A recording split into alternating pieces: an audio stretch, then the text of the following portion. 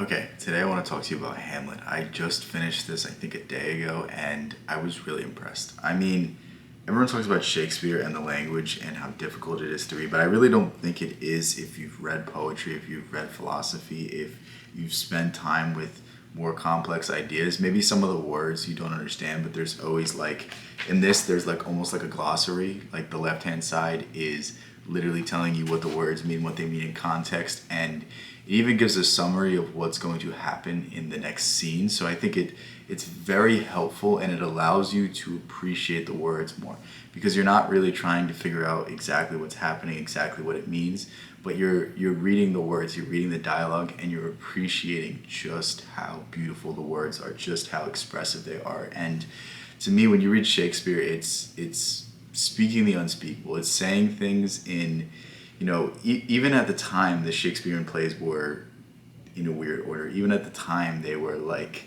kind of interesting in the way it phrased things, interesting in the way it spoke. And I think it's really cool to look back and read such a master of the time because, I mean, certain elements of human nature transcend any era, transcend any society, will always exist and will exist well into the future. And Hamlet is a play of basically tragedy and the whims of seeking out revenge. Everyone knows the idea that everyone, it seems like, can quote from Hamlet, to be or not to be, and it's interesting to read the actual context of that speech, the actual context of, shall I exact revenge, shall I risk everything and get what I believe is justice, or shall I live a life of luxury? And it's really cool to see that there's these predicaments. It's really cool to see the ideas of tragedy, the ideas of when you seek out revenge, it usually ends up in your own downfall. It usually ends up in you losing everything. It's very similar to Frankenstein in that element. And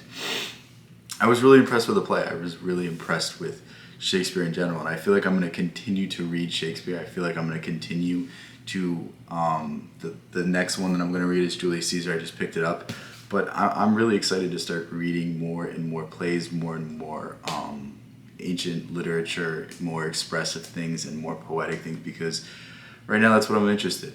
I will link this book in the description. I'm sure you can get it online for free somewhere, but I thought this edition was pretty good. I thought the explanations, I thought the definitions were very helpful, and the introduction even gave you a lot of context on the play, the circumstances around it, and overall it's just a cool thought to imagine people a few hundred years ago who didn't have television, who didn't have social media, showing up to a play and seeing one of the greatest stories in front of them. Like, man, the amount of money I would give to be able to experience that, to be able to see these plays while, there's nothing else around you, there's no distraction. This is the most captivating thing you've ever seen. And yeah, I will link this book. Love you guys so much. Peace out.